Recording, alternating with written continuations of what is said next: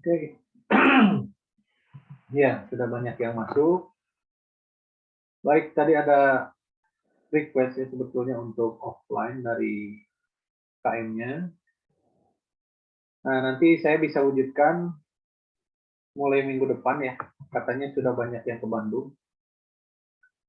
Jadi hari ini adalah teori terakhir yang akan saya sampaikan sebelum UTS. Sehingga 2 minggu ke depan adalah presentasi ya. Mudah saja, presentasinya sederhana dari jawaban-jawaban tugas Anda aja yang kemarin ya. Itu dibuat jadi PPT ya. Pertanyaannya diolah, cari studi kasus yang merujuk kepada pertanyaan itu, ya dikreasikan, ya izin oke baru pulang katanya ya, jangan pulang. Weben. Oh, oke nggak apa-apa. Weben tuh nama aslinya siapa? Ya nantilah.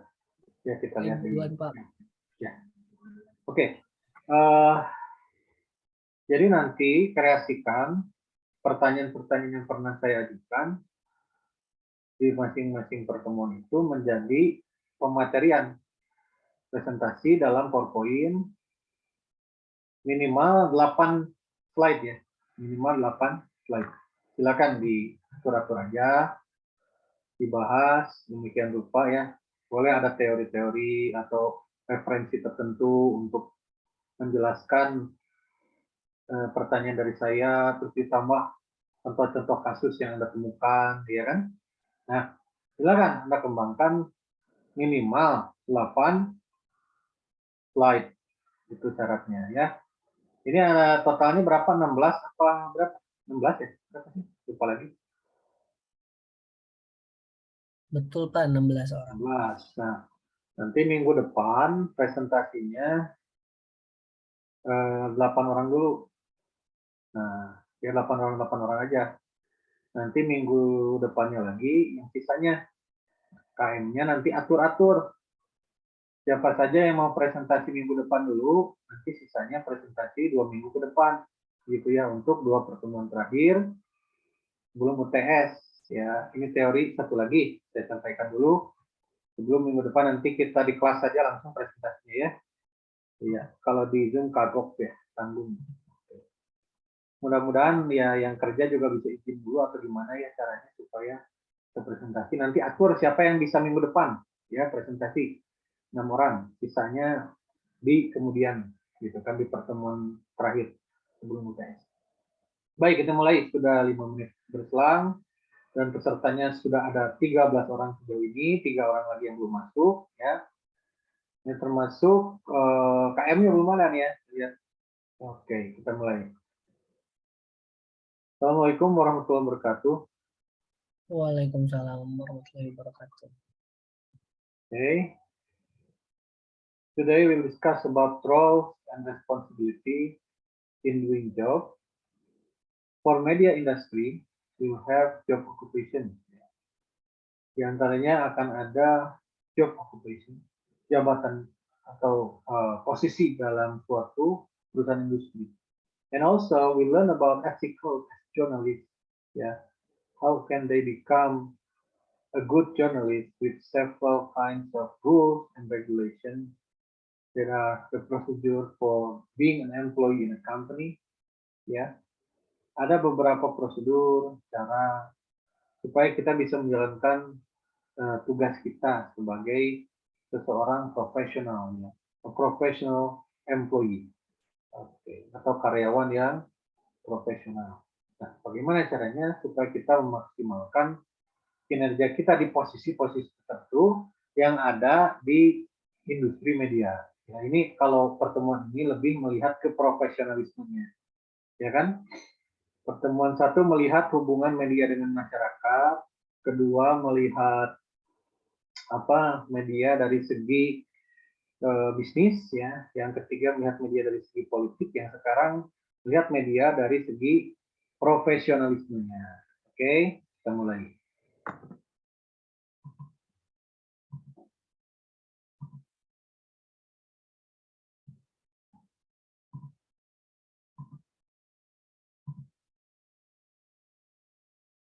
Well then, here it is, the media organization and professional, the implementation of media in career world.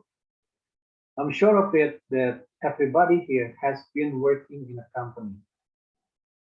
Many of you become practitioners that know more than me maybe because you have lots of experiences in your own career so far. As regularly, the college students have been working the implementation of a professional in media industry. Some of you become editor, some of you become journalists, some of you become photographer, yeah, or some of you become educators in communication science, and maybe some of you also work as video editor or graphic design in a certain media industry. So you can share next time in your presentation about your own experience as professional. And now on, we'll discuss about how good is a professional person when they have been optimizing their potential in the career world. Ya, bagaimana sih implementasinya supaya seorang profesional itu bisa menampilkan performanya? Tentunya Anda adalah orang-orang profesional ya. Regular B, banyak yang punya pengalaman kerja juga, entah menjadi editor, jadi jurnalis, jadi fotografer, ya, atau membuat konten-konten di dalam internet dan lain-lain itu Anda banyak yang sudah mengalami gitu ya. Oke. Limits of economic and political constraints. When we want to be professional and objective in our career world, there are some aspects that will avoid us to do the idealism, yeah, to reach what we want as an ideal condition of professional in career world. Working within economic constraints, current mood of audience. Okay, so maybe you like, for example, rock music from 90s, but then the trend has changed. Yeah, many people love music from several melancholic or ballad songs. Yeah, that the music is really slow and soft, and then you cannot follow your own mood, but all you need to do is to follow the audience preferences and favor to make the rating is high, and then the appeal of particular program. Yeah. What is the interest of watching something? What is the interest of watching talk show? Gitu. Jadi dalam suatu pandangan idealisme seorang karir, ya, kita harus melihat dua hal. Yang pertama adalah mood dari penonton. Nah, mood dari penonton apa? Ya, kita nggak bisa memaksakan selera kita.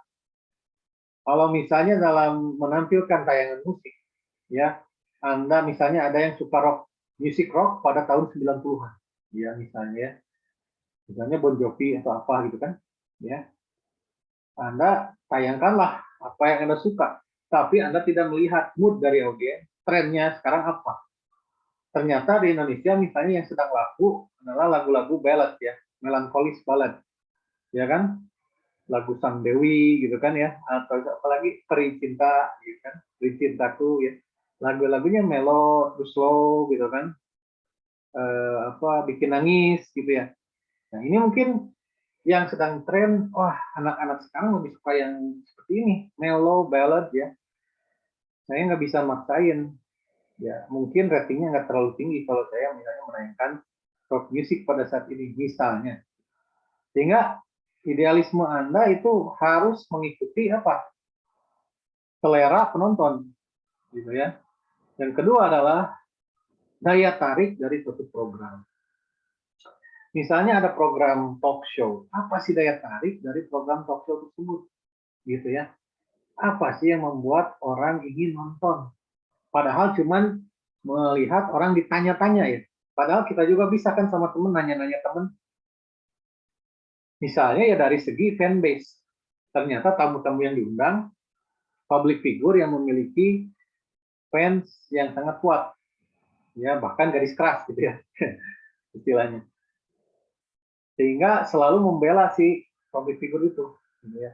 Dan kemudian mereka selalu ingin menonton kalau ada acara mengenai idola mereka, termasuk dalam talk show.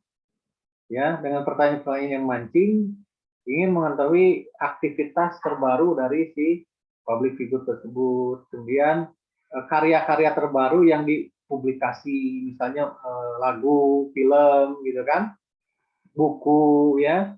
Kita mencoba melihat itu daya tarik dari segi misalnya fanbase, ya. Oke. Dan juga cerita, storyline, ya kan, kalau dalam bentuk sinetron atau film. Ya, kalau dalam bentuk berita adalah isu-isu terhangat yang sedang dicari masyarakat di media. Oke, kita lanjut. Responding to political constraints. Tadi ada hambatan dalam ekonomi. Jadi kita buat program itu untuk mengejar uang. Kadang-kadang kita lupa idealisme karena sedang mengejar uang. Yang kedua adalah karena politik, ya. Responding to political constraints. To prohibit specific action that will reveal the scandal from a government, that will ruin the reputation from politicians who have been governing in that period. And the second one is subject to interpretation. There are lots of content or articles that will have different perceptions on it, yeah, including the preference of choosing a certain candidate in governmental election. Enforcing regulation. Also, we have to limit the content that will violate the law, or else we'll get in jail because we have just braved the law. Yeah. Last, responding to challenges. There are challenges in this modern era that we have to use the current updated technology. Digitalized world have been here, and we have to also realize we need websites and official page for publishing news or for playing certain playlist of music, playing a certain episode of drama in a web series, yeah, by streaming, okay? And the conventional television has been really struggling to survive because there are internet connection, ya. Oke. Inilah kita juga idealisme kadang-kadang terpentok oleh politik. Selain ekonomi, kedua adalah politik. Yaitu Anda misalnya larangan konten berita Anda yang tidak sedikit gangguan, mohon maaf ya, saya mulai lagi. Ini mungkin wifi-nya kejauhan, jadi saya dekatkan. Tidak ada gangguan. Oke. Ya. Kemudian kedua adalah batasan politik, ya, yang membuat kita juga tidak bisa sembarangan. Ketika misalnya beritanya akan membuka skandal atau menjelekkan pemerintah dan akhirnya rejim saat itu menjadi jatuh karena pemberitaan itu, nah, itu juga akan dicegah, ya, oleh pemerintah karena bisa menjatuhkan misalnya reputasi politisi tertentu yang sedang memerintah saat ini. Bisa saja seperti itu. Dan juga interpretasi yang bermacam-macam muncul. Ya, misalnya tadi ada seorang presiden yang menunjukkan keharmonisan keluarganya di media bisa dua sisi, ya kan? Di mana orang itu melihat, oh ini bagus, ideal sebagai pemimpin, ya, bisa memimpin keluarganya. Tapi di sisi lain interpretasi adalah ini pencitraan supaya bisa dipilih dalam pemilu, ya kan? Kemudian juga bagaimana kita menekan suatu aturan, ya, karena apa? Diatur oleh pemerintah. Ketika kita melanggarnya, maka resiko adalah denda ataupun hukuman penjara. Ya, ada konten-konten yang melanggar, misalnya dari segi kekerasan, dari segi sensualitas, ya, sensualitas yang mungkin tidak boleh ditampilkan, Anda melanggar, sehingga Anda misalnya didenda, medianya harus bayar sekian atau ditutup, ya, channelnya dan lain-lain. Kemudian menghadapi tantangan perkembangan masa ini, kita harus ikuti teknologi terbaru, ya, sehingga sekarang televisi sangat berusaha keras untuk bisa bersaing dengan internet atau TV kabel, ya.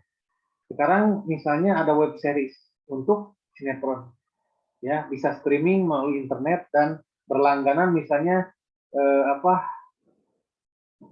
Disney Hotstar atau Netflix, ya. Oke, inilah bagaimana kita bisa juga jangan mengandalkan televisi konvensional atau radio, coba kita mulai masuk ke web. Juga mempublikasi sesuatu dari internet termasuk berita. Next. The organization of media work, Howard Becker says, producing requires elaborate cooperation among specialized personnel. Nah, sebagai individu yang profesional, maka kita harus bisa berkoordinasi, maksudnya di sini. Berkoordinasi dengan personil-personil lainnya di bidang-bidang yang spesifik. Ya, misalnya di perusahaan media, ada seorang editor yang standby di ruangan. Ya. Mereka akan menunggu Anda sebagai wartawan atau reporter yang ada di lapangan menulis berita dari apa yang Anda temukan. Kemudian Anda akan datang ke kantor, menyerahkan laporan Anda sebagai wartawan, dan editor itu harus bisa mempublikasikan berita Anda setelah dikoreksi kesalahan dari kata-katanya. Ya. Kemudian kalau dalam bentuk video, maka akan ada video editing. Ya, dipangkas, dipotong bagian-bagian yang tidak perlu untuk cuplikan. Ya, atau menghindari bug dalam menyampaikan suatu tayangan. Ya, lama juga izin karena di jalan. Ya. Kemudian job description itu apa? Agreements that have become part of conventional ways of doing things. Ya. Jadi ada juga kalau Anda kerja itu sebagai job desk ya. Adalah tugas-tugas Anda ketika Anda menjabat suatu jabatan di perusahaan termasuk perusahaan media. Ya. Apabila Anda menjadi seorang fotografer, tugas Anda apa? Ya. Anda harus tahu tentunya misalnya mengambil gambar dari berbagai sudut ya, yang kaitannya dengan tema yang diusung. Ya kan? Kemudian memiliki beberapa background yang merepresentasikan tema tersebut. Memilih model untuk misalnya tampil di suatu acara iklan. Ya, untuk menarik banyak konsumen yang good looking atau terkenal ya, famous. Ya, bisa juga karena misalnya memiliki prestasi yang tinggi sehingga orang-orang mengenal ya. Nah, dan itu. Jadi, dan bagaimana mengatur outfitnya supaya diambil foto itu kelihatan menarik.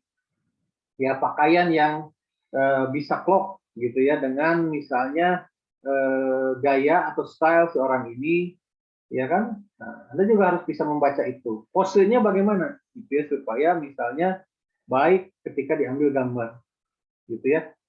Nah, itu job desk misalnya. Jadi deskripsi pekerjaan seseorang. Ya, apa saja sih yang harus dia lakukan ketika menjalankan tugasnya. The behavior of media personnel is shaped by the needs of organization. Dan juga sikap-sikap yang Anda tampilkan dalam suatu media itu akan dibentuk oleh kebutuhan organisasi. Ya, misalnya Anda diminta untuk membuat suatu konten video sebagai konten kreator, ya kan? Sebagai konten kreator, maka sikap atau tindakan-tindakan yang diharapkan oleh si perusahaan media, bos Anda itu adalah menampilkan konten yang menarik bagi audiens, ya kan? Kemudian memberikan warna-warna, misalnya background yang sangat-sangat visualisasinya enak dipandang mata, ya. Kemudian membuat suatu naskah yang ditampilkan di video itu sangat-sangat tertata rapih, ya. Membuat segmen-segmen yang berbeda dengan durasi-durasi yang sudah Anda tentukan. Ya, misalnya satu segmen 5 menit dikali misalnya 5 segmen 25 menit, Anda harus bikin suatu konten ya. Kalau mereka minta 20 menit, Anda harus berusaha membuat tayangan itu berjalan selama 25 menit. Misalnya 5 menitnya untuk iklan, ya. Berarti Anda harus mengikuti ekspektasi itu, gitu kan? Next. News is information about recent important events. Ya, bahwa suatu berita adalah informasi dari kejadian-kejadian yang penting. Di antaranya, where to look for news. Anda harus sebagai reporter. Sekarang ini patokan-patokan sebagai reporter. Anda harus mengetahui di mana berita berada, gitu ya. Where to look for news. Di mana Anda harus mencari berita. Gitu. Itu adalah tugas seorang reporter. Misalnya sekarang sedang ada banjir di Gede Bage. Ini akan diberitakan nih untuk berita Bandung Kota. Banjir di Gede Bage pada hari Senin, ya bulan November misalnya. Ceritanya gitu kan. Kemudian di situ apa yang menyebabkan kekhawatiran, yaitu kemacetan yang sangat panjang akibat kendaraan tidak bisa melalui jalanan yang tergenang air yang misalnya merendam ban kendaraan mobil dan motor, ya. Oke. Oh, ini bisa misalnya Anda pilih. Kemudian categorizing news for event. Anda juga harus pandai menyeleksi kejadian-kejadian apa yang bermanfaat, ya. Jangan sampai Anda tidak bisa memilah-milah. Ya, misalnya Anda sedang di suatu tempat melaporkan suatu event tarian merak, ya, tari merak. Ya. Berarti Anda harus memilah-milah. Misalnya berita yang Anda sampaikan adalah jumlah peserta yang ikut festival tersebut, berapa audiensnya, kemudian dari mana saja penontonnya, apakah hanya lokal atau ada turis luar, ya kan? Berapa lama dilaksanakan? Apa yang unik dari suatu tari merak dan apa sejarah dari tari merak? Ya, dari daerah mana tarian tersebut? Kemudian apa sih komentar dari para penonton mengenai acara tersebut, festival tarian tersebut? Nah, itu kan, jadi Anda sudah mulai di otak benak Anda itu sudah terpikir apa saja yang harus Anda cari. Itu adalah insting dari seorang reporter. Harus sudah terpikir sebelum datang. Anda sudah mikir kayak gitu, ya. Kemudian how to gather it efficiently. Bagaimana cara Anda mengumpulkan berita dengan efisien? Ya, tidak buang-buang waktu, wasting time. Ya, artinya cepat. Anda pilih siapa informan yang akan Anda wawancarai, yang capable, ya, punya kapabilitas untuk menjawab pertanyaan Anda. Anda sedang menyelidiki suatu berita kriminal, ya, umpamanya pembegalan di jalan misalnya Soekarno-Hatta. Pada saat itu Anda sedang melihat police line, ya. Kemudian di situ ada polisi yang sedang menginvestigasi TKP, gitu ya. Sehingga Anda langsung menghampiri polisi tersebut untuk memberikan keterangan apa yang ditemukan oleh investigasi ini, ya, dan langsung dari polisi. Kemudian warga sekitar yang sedang menonton acara itu, Anda cari siapa yang mengetahui dengan jelas, ya, mengenai perkara pembegalan tersebut, gitu kan? Ya, ada yang melihat secara langsung, ada yang dengar dari orang lain, misalnya, ya. Sehingga setelah itu Anda amati apa, ya, yang diderita oleh korban pembegalan ini. Misalnya kendaraannya berhasil dicuri, kemudian korbannya masuk rumah sakit.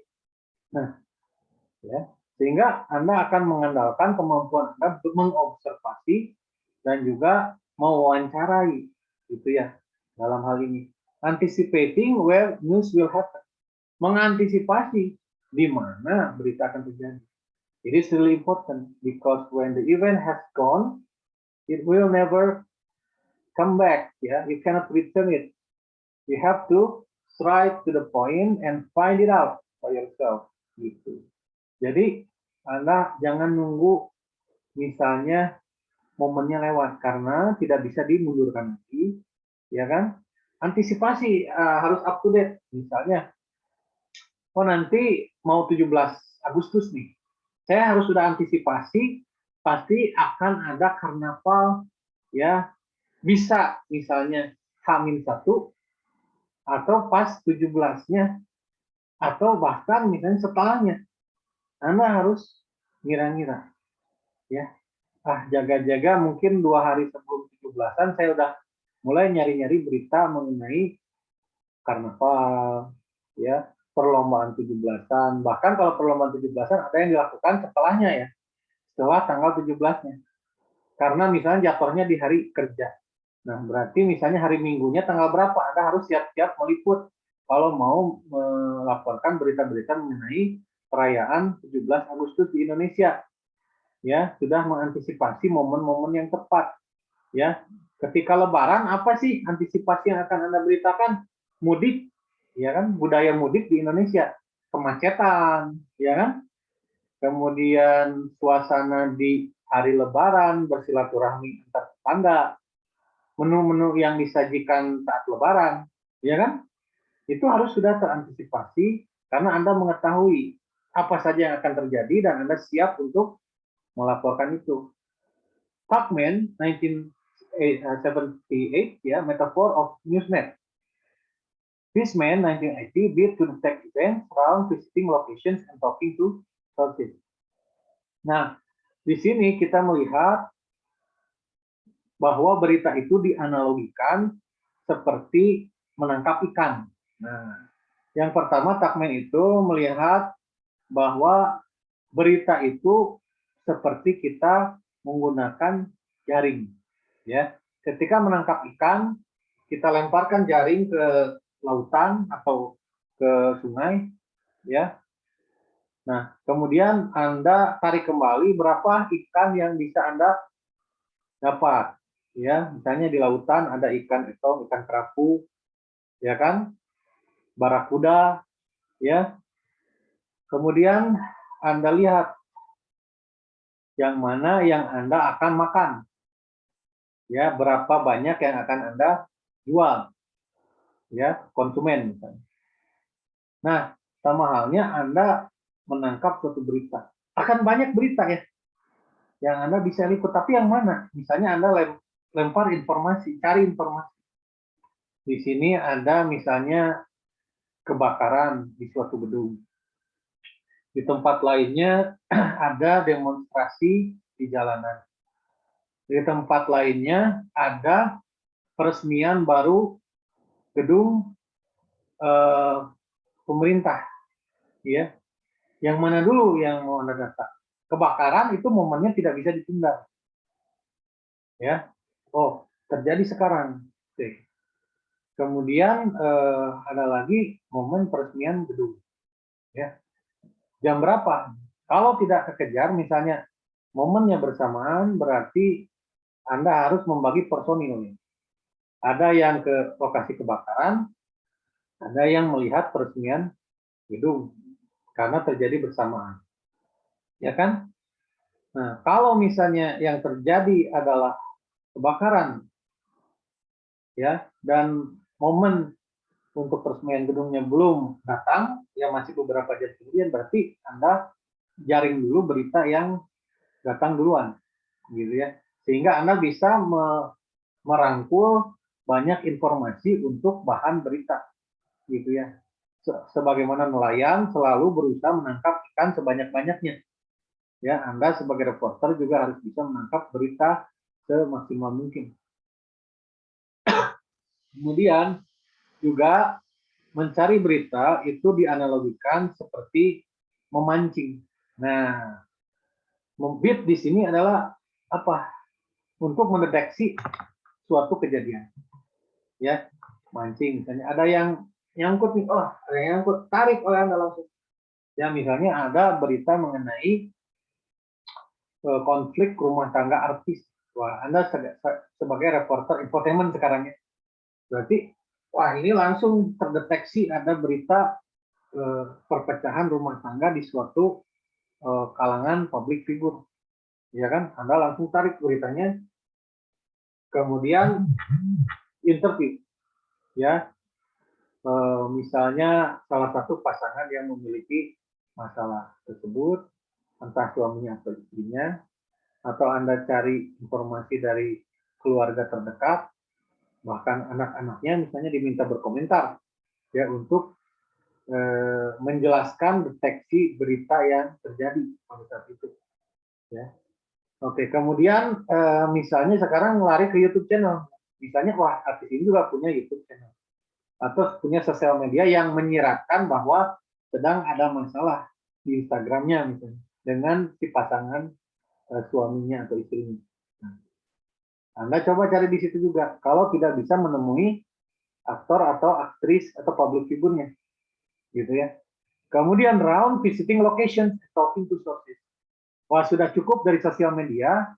Coba Anda tambah lagi informasi dengan cara mengunjungi lokasi. Berbicara pada banyak informan yang bisa memberikan berita dengan aktual, gitu ya. Next. The origins of objectivity. What is objectivity? Apa itu objektivitas?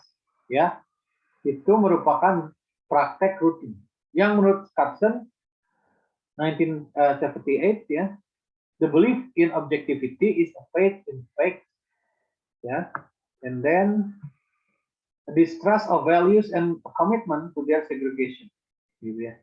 Jadi objektivitas itu adalah kepercayaan terhadap fakta ya, dan juga ketidakpercayaan terhadap nilai ya, maksudnya nilai-nilai yang subjektif gitu ya, dan juga komitmen untuk memisahkan antara fakta dan nilai ya. Nilai orang kan beda ya, misalnya faktanya ada apel ya, misalnya nilai menurut seorang individu apel itu sangat berharga, enak, segar untuk dimakan ya, bagus untuk kulit misalnya ya, antioksidannya tinggi. Tapi bagi yang satu, apel ini saya udah nggak boleh, saya kena diabetes. Apel ini misalnya membuat saya sakit ya, karena kadar gulanya tinggi. Menurut orang yang lain, apel itu tidak layak untuk dimakan secara langsung. Lebih baik kita buat menjadi jus misalnya. Nah, ini misalnya nilai-nilai orang itu adalah hal yang harus dipisahkan. Ketika Anda mencari fakta, ya Anda berusaha objektif. Biarkanlah komentar itu sebagai tambahan saja. Ya, misalnya ada pertandingan sepak bola antara Persib dan Persija. Anda laporkan skornya, misalnya ternyata walaupun Anda orang Bandung, Persib kalah 1-2 dari Persija, ya tetap harus Anda objektif, laporkan sesuai fakta bahwa Persib itu kalah 1-2 dari Persija. Biarkanlah orang berkomentar, menurut Bobotoh bagaimana kekalahan Persib ini? Ya, pastinya kecewa kan? Wah, ini gara-gara pelatihnya ya, suka nyalain pelatih ya. Kalau kita tuh nyalain pelatih mulu, gitu kan? Atau wah ini gara-gara misalnya strikernya mandul, ya, atau kipernya teledor. Kemudian Anda tanya pada fans The Jack, ya tentunya mereka akan sangat jumawa, tidak mau dibilang jelek, ya ini kemenangan murni gitu, bahwa tim kami Persija bermain sangat apik dan bisa mencetak 2 gol, ya nggak? Ya pasti gitu jawabannya, akan berbeda. Ya, yang nilai ini adalah komentar dari supporter. Ya, yang fakta adalah misalnya Persib kali ini kalah 1-2 dari Persija, ya kan? Nah, itulah kita harus bisa memisahkan fakta dengan nilai dari penilaian orang gitu ya, maksudnya penilaian orang, subjektivitas. Ya, oke, next.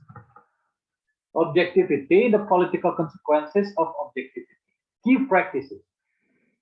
Ya, maintaining political neutrality. Pertama-tama syarat objektivitas dalam dunia politik adalah selalu berusaha netral ya. Resikonya. Jangan misalnya Anda kerja di media, Anda adalah kader partai tertentu misalnya, di luar kegiatan kerja.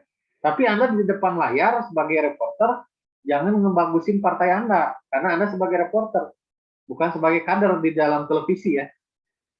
Kalau Anda sedang tidak bertugas jadi reporter, Anda diwawancara sebagai kader, boleh Anda dukung partai Anda, parpol Anda. Karena Anda sebagai kader. Nah, harus menyesuaikan ya, di mana posisi Anda saat itu. Observing prevailing standards of decency. Juga menata apa? Kelayakan. Decency itu apa? Kelayakan. Standar-standar kelayakan. Dari suatu berita yang tidak layak itu apa? Yang bohong. Politik ya. Ada politik, ada politik. Kalau politik itu ya ilmu bagaimana kita melakukan strategi dalam pemerintahan. Ya. Tapi kalau politik adalah mengelabui orang, membohongi orang, ya kan, dengan menyogok. Ya, misalnya mau diinterview dibayar dulu supaya komentarnya bagus mengenai presiden tertentu, calon presiden tertentu, dibayar dulu. Nah, ini politik atau menjelekkan dengan cara dibayar. Using documentary reporting practices, menggunakan laporan-laporan praktek dokumenter, ya, bukan seperti sinetron. Kalau di politik itu jangan ada settingan ya, tapi selalu ada settingan kan yang tidak kita ketahui di balik layar, ya. Tapi ya seyogianya tidak akan, seharusnya berita politik itu tidak ada settingan, ya. Kemudian using standardized format, memiliki format standar bahwa apa, misalnya format debat presiden itu membahas visi misi dan kebijakan ketika mereka akan menjadi presiden, bukan misalnya bertarung mengalahkan dengan membahas kekurangan secara personal, ya, masalah keluarga misalnya atau masalah status sosial, ya. Nah, itu salah.